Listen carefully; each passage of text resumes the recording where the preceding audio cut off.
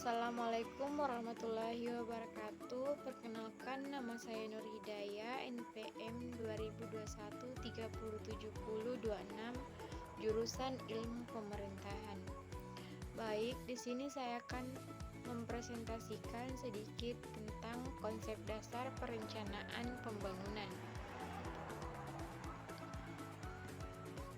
Adapun perencanaan pembangunan, perencanaan pada dasarnya merupakan cara, teknik, atau metode untuk mencapai tujuan yang diinginkan secara tepat, terarah, dan efisien, sesuai dengan sumber daya yang telah tersedia.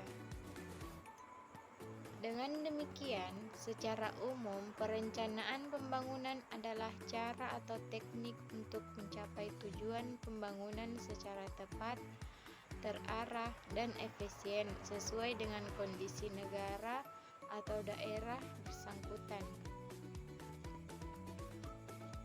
Adapun pengertian pembangunan, yang pertama, menurut Lewis tahun 1945 adalah suatu kumpulan kebijaksanaan dan program pembangunan untuk merangsang masyarakat dan swasta untuk menggunakan sumber daya yang telah tersedia secara lebih produktif.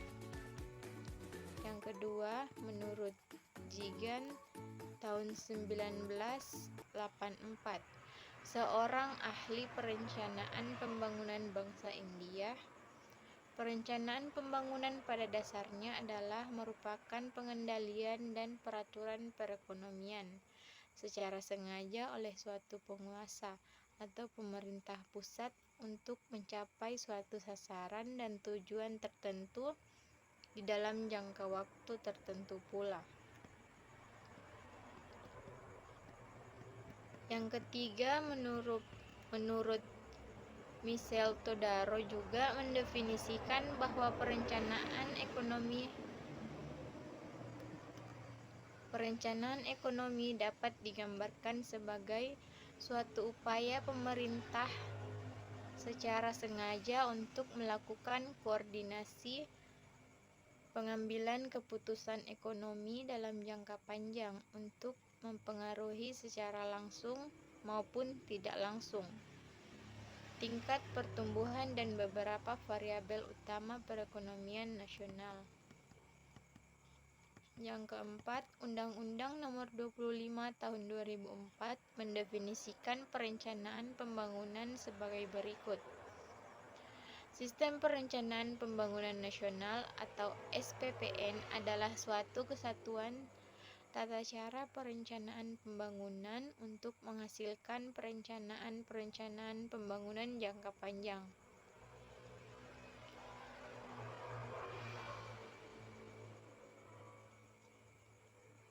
jangka menengah, dan tahunan yang dilaksanakan oleh unsur penyelenggara negara dan masyarakat di tingkat pusat dan daerah.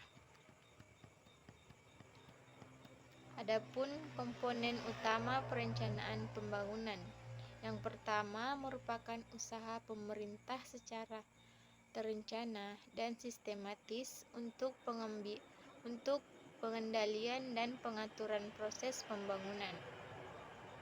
2. Mencakup periode jangka panjang, menengah, dan tahunan. Yang ketiga, menyangkut dengan variabel-variabel yang mempengaruhi pertumbuhan ekonomi dan pembangunan secara keseluruhan, baik secara langsung maupun tidak langsung. Yang keempat, mempunyai suatu sasaran pembangunan dan secara yang jelas sesuai dengan keinginan masyarakat.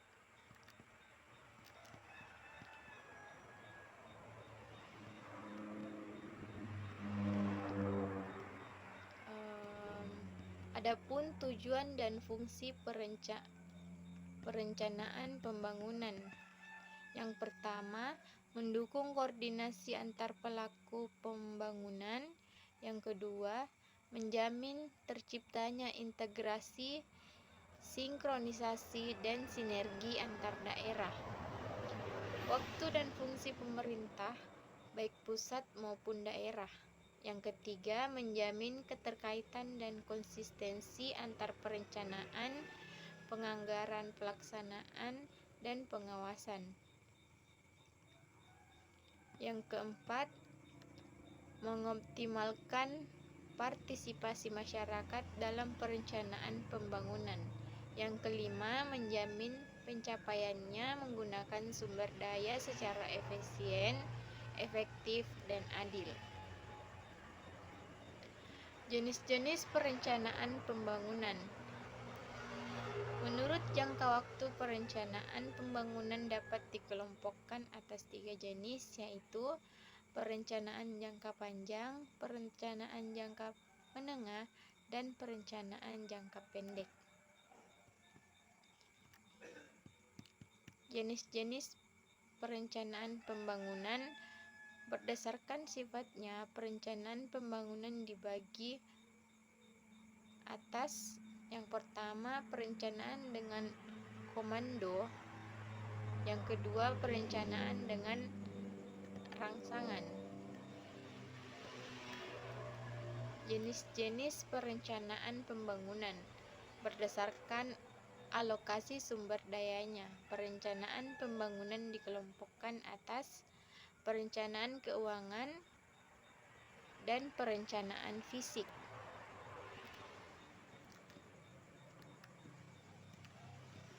Jenis-jenis perencanaan pembangunan berdasarkan tingkat keluasannya. Perencanaan pembangunan dikelompokkan atas perencanaan indikatif dan perencanaan imperatif. Jenis-jenis perencanaan pembangunan berdasarkan sistem ekonomi. Perencanaan pembangunan juga dikelompokkan atas perencanaan pembangunan dalam sistem kapitalis, perencanaan pembangunan dalam sistem komunis, dan perencanaan pembangunan dalam sistem campuran. Jenis-jenis perencanaan pembangunan berdasarkan cara pelaksanaannya. Perencanaan pembangunan juga dibagi atas perencanaan sentralistik dan perencanaan desentralistik. Adapun tahap-tahap perencanaan pembangunan secara umum berdasarkan 4 tahap dalam proses pembangunan yang sekaligus juga menggambarkan tugas pokok Badan Perencanaan Pembangunan. Yang pertama, tahap penyusunan perencanaan. Yang kedua, tahap penetapan perencanaan.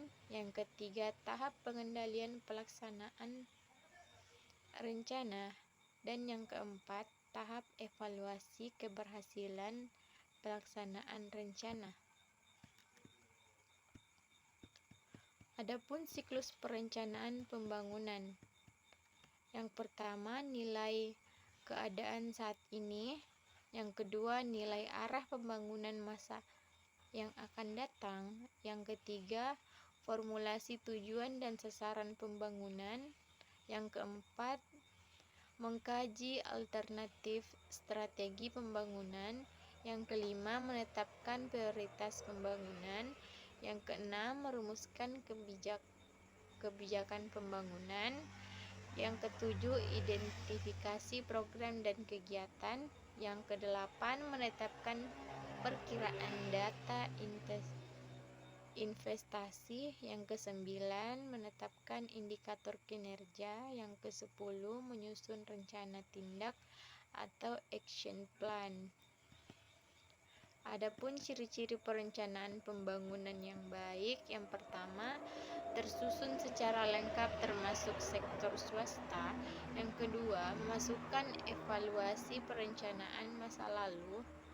Yang ketiga, merinci tujuan dan prioritas pembangunan. Yang keempat, menerjemahkan tujuan ke dalam target pembangunan. Yang kelima, strategi dan kebijakan bersifat spesifik. Yang keenam, Berisikan perencanaan kebutuhan investasi. Yang ketujuh, memuat perkiraan atau proyeksi selama periode perencanaan. Yang kedelapan, mempunyai kaitan yang jelas dengan perencanaan pembangunan lainnya. Baik, cukup sekian yang dapat saya sampaikan. Kurang lebihnya mohon dimaafkan. Wallahu muwaffiq ila aqwamit thoriq. Assalamualaikum warahmatullahi wabarakatuh.